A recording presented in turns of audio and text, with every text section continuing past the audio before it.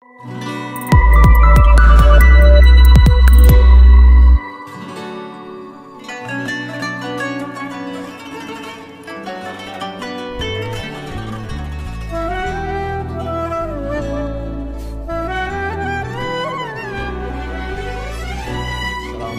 warahmatullahi wabarakatuh. Alhamdulillahirabbil alamin. Wassalatu wassalamu ala asyrafil anbiya'i wal mursalin nabiyina Muhammadin wa ala alihi wa ashabihi ajmain, amma ba'd. Fa ya ayyuhal hadirun ittaqullaha haqqa tuqatih wa la tamutunna illa wa antum muslimun. Ma'asyiral muslimin rahimakumullah. Di dalam pertemuan ini saya akan menyampaikan tentang hukum waris Islam di Indonesia.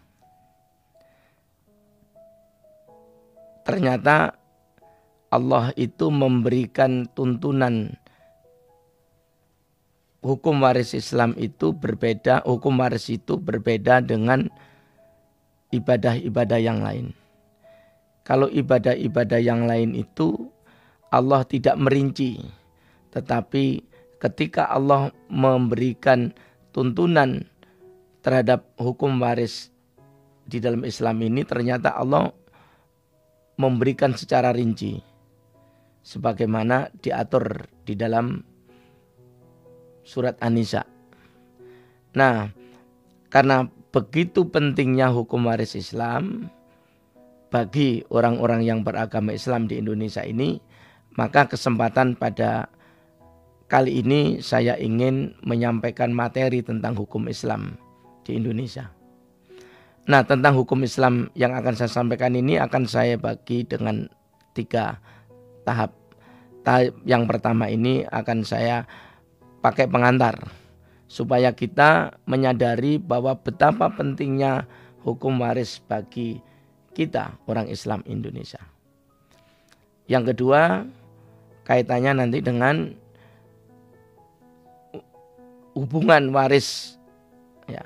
Yang ketiga nanti persoalan-persoalan bagaimana cara menghitung waris mewaris atau bagaimana cara kita menyelesaikan waris tersebut.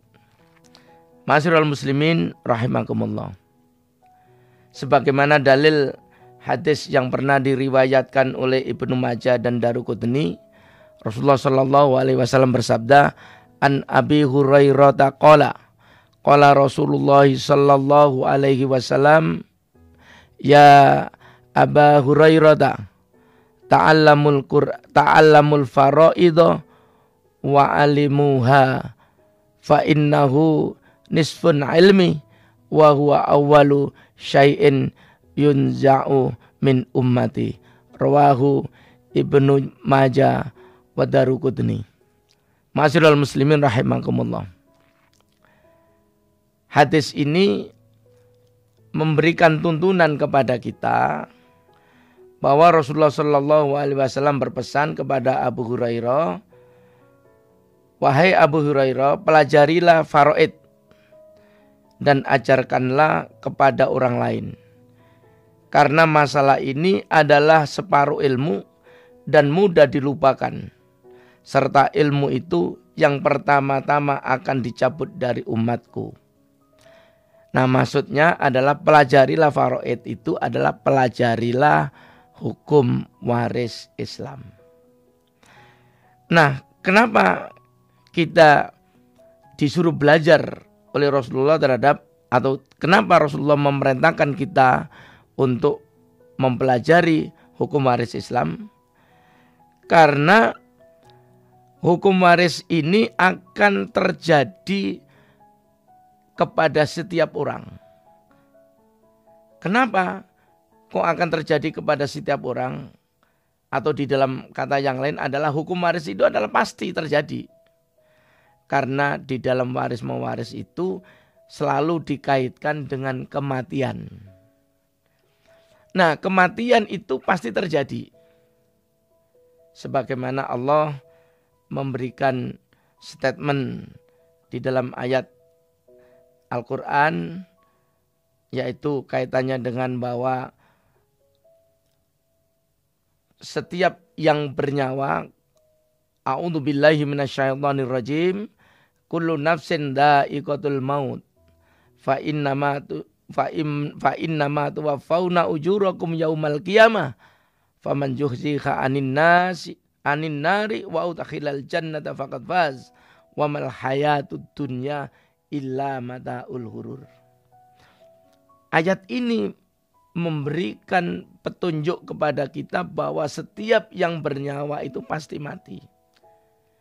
Dan setiap ada kematian, disitulah terbukanya hukum waris. Berarti hukum waris itu adalah pasti terjadi. Oleh sebab itulah maka kenapa Allah di dalam konteks memberikan petunjuk tentang waris ini sangat rigid, sangat rinci. Karena tadi persoalan kata Rasulullah adalah hukum waris ini adalah separuh ilmu. Dan ilmu yang banyak dilupakan oleh umatku. Bahkan di dalam hadis yang lain, bahkan waris itu yang bisa menyebabkan terjadinya pembunuhan, terjadinya perseteruan antara saudara sendiri. Oleh sebab itulah maka Allah memberikan tuntunan masalah waris ini dengan rigid atau dengan detail. Oleh sebab itulah maka kita sebagai orang Islam maka wajib hukumnya untuk mempelajari hukum Islam, waris Islam atau yang disebut dengan faraid. Meskipun ada yang mengatakan, ada yang berpendapat bahwa mempelajari faraid atau hukum waris Islam itu hukumnya adalah fardu ain, ada yang mengatakan fardu kifayah. Karena dikaitkan dengan apa? Dengan kifayah, yaitu dikaitkan dengan kematian. Ma'asyiral muslimin rahimakumullah, itu sebagai satu semangat bahwa setiap orang Islam itu harus mengerti tentang hukum waris. Dan di dalam waris itu selalu bicara hak. Selalu bicara hak kebendaan. Kenapa? Karena pembagian waris itu selalu dikaitkan dengan harta benda. Dan kecenderungannya orang itu adalah ingin menguasai harta. Makanya Allah di dalam ayat yang ini juga memberikan peringatan kepada kita. Sebagaimana firman Allah di dalam surat An-Nisa misalnya ayat 10. A'udzubillahi minasyaitonirrajim. Innal ladzina ya'kuluna amwalal yatama dzulman innama ya'kuluna fi butunihim nara wa sayaslawna sa'ira. Saudara sekalian yang saya hormati, ayat ini masih kaitannya dengan waris. Janganlah kalian memakan harta anak-anak yatim secara zalim. Sebenarnya mereka itu ketika dia memakan harta anak yatim, maka dia sama saja memasukkan api neraka ke perut dia. Nah, biasanya yang sering terjadi kasus ketika terjadi kewarisan, terjadi adanya orang meninggal, waris mewaris itu, ada orang yang menguasai harta dan tidak mau membagi kepada yang lain. Itulah sebabnya maka di dalam Islam kita disuruh untuk belajar waris supaya kita mengerti. Dengan kita mengerti itu maka kita amalkan sebagaimana hadis dalil Rasulullah tadi. Maka kita disuruh belajar waris dan kita disuruh mengamalkannya. Bahkan di dalam hadis yang lain Rasulullah juga berpesan adalah pelajari Al-Quran wa alaihim nas dan amalkan, ajarkan kepada setiap manusia. Nah, Bapak Ibu hadirin rahimakumullah, inilah pentingnya kita sebagai umat Islam untuk belajar hukum waris. Nah, saudara-saudara sekalian, kaitannya dengan waris ini banyak orang melupakan. Tadi dalilnya Rasulullah tadi. Banyak orang yang melupakan Bahkan di dalam hadis yang lain Rasulullah menyebutkan banyak orang yang menyebabkan pertengkaran, percekcokan antara saudara, antara orang tua. Gara-gara apa? Gara-gara waris. Itulah maka di dalam Islam kita disuruh belajar tentang waris. Sehingga pada kesempatan ini saya ajarkan kepada para hadirin sekalian bagaimana pentingnya belajar hukum waris. Saudara-saudara sekalian yang saya hormati. Nah, ketika ada orang meninggal dunia, maka ahli waris itu mempunyai kewajiban. Ahli waris apa atau kewajiban ahli waris itu menyelesaikan harta-hartanya. Nah, menyelesaikan harta-hartanya itu ada kalanya ada kewajiban kepada orang lain dan itu menjadi hak orang lain. Misalnya apa? Contohnya ada hutang piutang. Misalnya ternyata si orang yang meninggal itu atau yang disebut pewaris itu pernah dia berjanji ingin memberikan hartanya, ingin memberikan sebagian hartanya untuk kepentingan sabilillah, untuk kepentingan perjuangan Islam, atau apakah dia berjanji atau dia pernah berwasiat. Misalnya dia ketika mau meninggal dia berwasiat, tolong kalau nanti saya meninggal, tolong harta saya ini diberikan atau diwakafkan untuk masjid itu atau untuk yayasan itu. Berarti apa? Kewajiban seorang ahli waris untuk menyelesaikan. Nah, setelah diselesaikan masalah hak-hak orang lain, sudah selesai semua, maka kewajibannya ahli waris adalah membagi waris, membagi harta warisan itu kepada ahli waris yang mempunyai hak. Jadi, kalau ada ahli waris yang mempunyai hak dan dia tidak diberi bagian warisan, maka bisa jadi bahwa dia menuntut.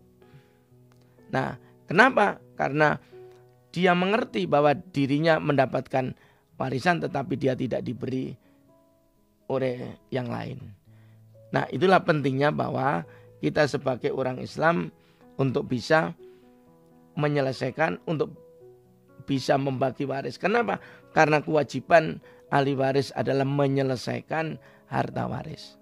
Nah, tadi di dalam penjelasan yang pertama bahwa kewarisan itu pasti terjadi. Kenapa? Karena berkaitan dengan kematian. Dan mati itu pasti terjadi. Dengan demikian maka ketika mati itu terjadi, maka ketika ada kematian maka terbukalah peluang waris mewaris untuk ahli warisnya. Saudara sekalian yang saya hormati. Yang kedua apa kewajiban ahli waris? Setelah menyelesaikan waris, ya, sebelum menyelesaikan waris itu kewajiban ahli waris apa? Menyelesaikan jenazahnya. Sehingga setelah jenazahnya diramut, setelah jenazahnya dirawat, mulai dari mengkafani sampai pemakaman, kalau itu ada biaya-biaya yang dikeluarkan untuk kepentingan menyelesaikan jenazah sampai ke pemakaman itu membutuhkan biaya, maka biaya-biaya itu bisa dipotongkan dari harta peninggalan si mayit atau ahli waris. Nah, itulah kewajiban seorang ahli waris terhadap harta yang ditinggalkan bagi orang yang meninggal dunia yang disebut dengan pewaris.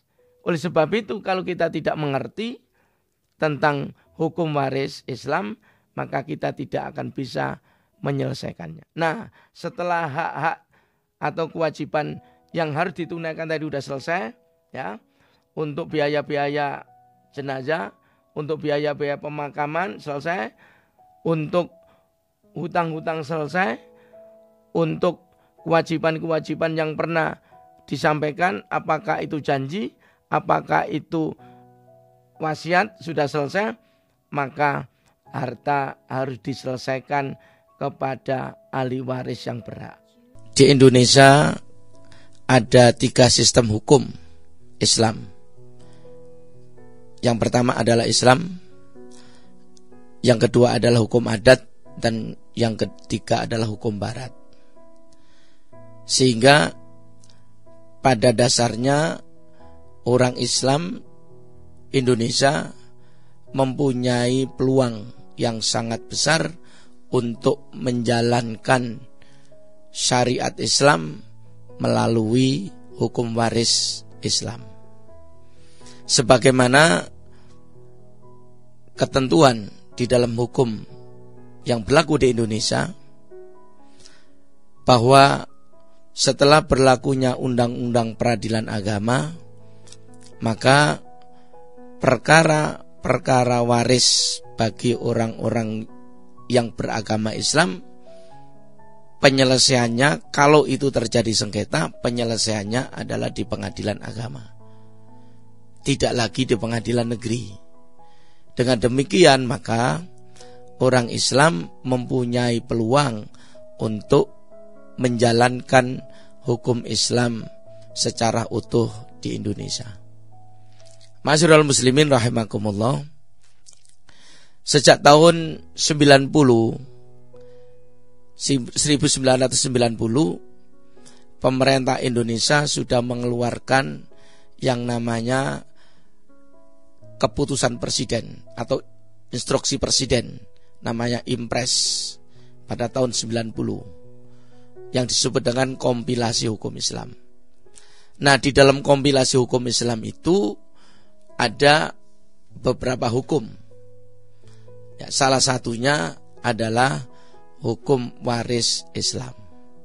Sehingga hukum waris Islam ini bisa dipakai sebagai bahan rujukan untuk atau bagi orang-orang Islam yang menginginkan menyelesaikan waris atau masalah-masalah waris berdasarkan hukum Islam. Nah, apa perbedaannya?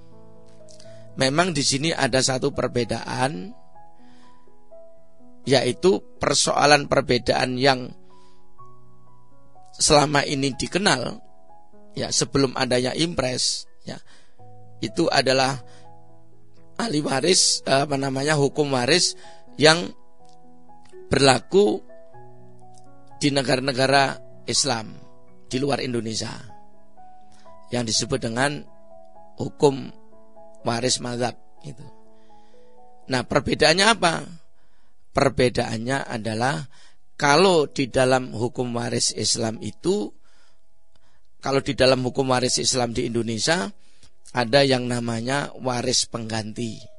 Sedangkan hukum waris yang ada di dalam fikih mazhab itu tidak dikenal adanya waris pengganti. Nah, yang dimaksud waris pengganti itu apa? Yang dimaksud waris pengganti itu adalah terhadap keturunan dari keturunan perempuan. Misalnya ada seseorang, ada suami, istri mempunyai 2 anak. Anak pertama anak laki-laki, anak yang kedua anak perempuan. Nah, si anak laki-laki ini masih hidup, anak perempuannya sudah meninggal, tetapi anak perempuan itu mempunyai anak perempuan juga. Nah, si bapak yang mempunyai 2 anak perempuan ini, mempunyai 2 anak tadi meninggal dunia.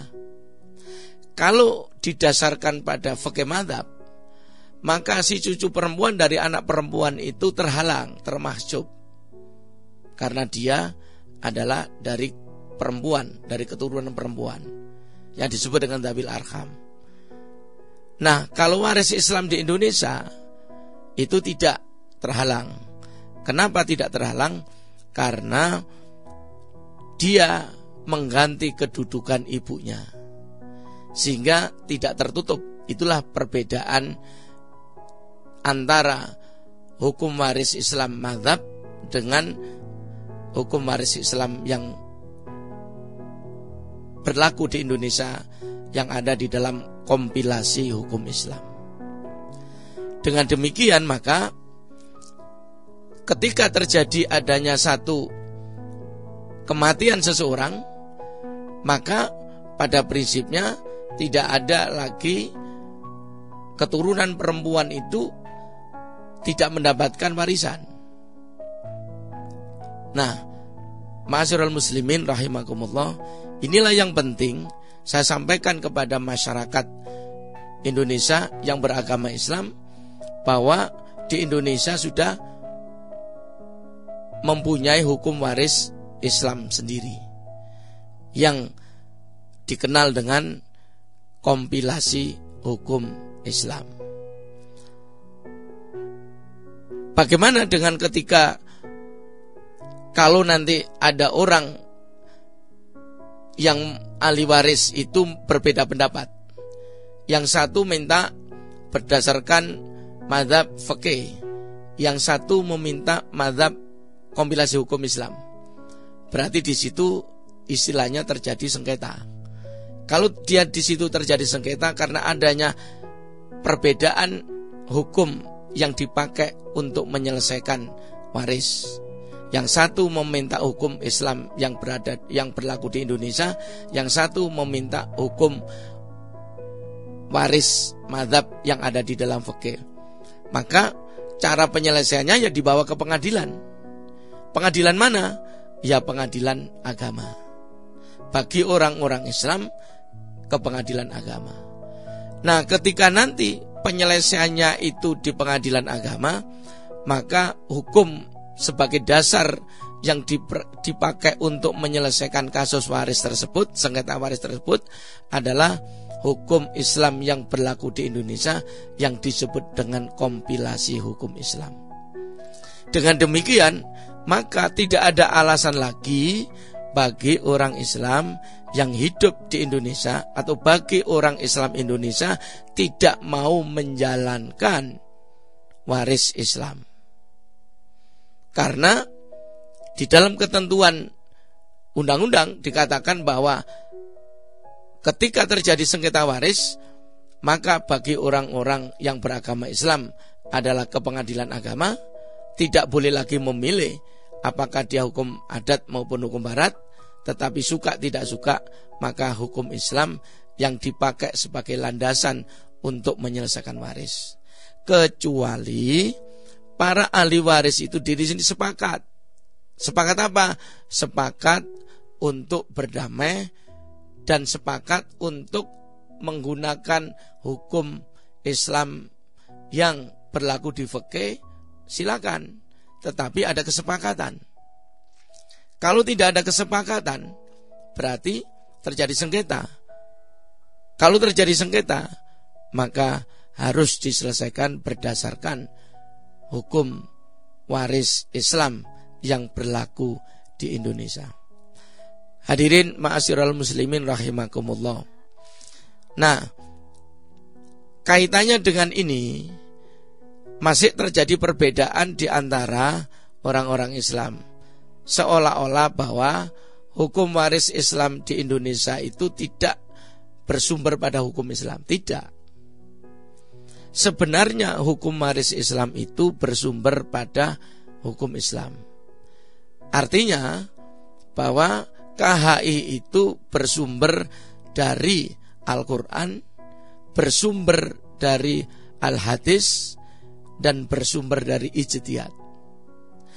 Memang ada yang hasil ijtihad, seperti yang saya sampaikan tadi, bahwa waris pengganti itu adalah hasil dari ijtihad. Hasil dari ijtihad ulama-ulama Indonesia yang kemudian disepakati, akhirnya apa? Akhirnya mengambil satu sikap hukum yang namanya adalah waris pengganti. Dan ini kalau kita lacak ada dasar hukumnya. Apa dasar hukumnya?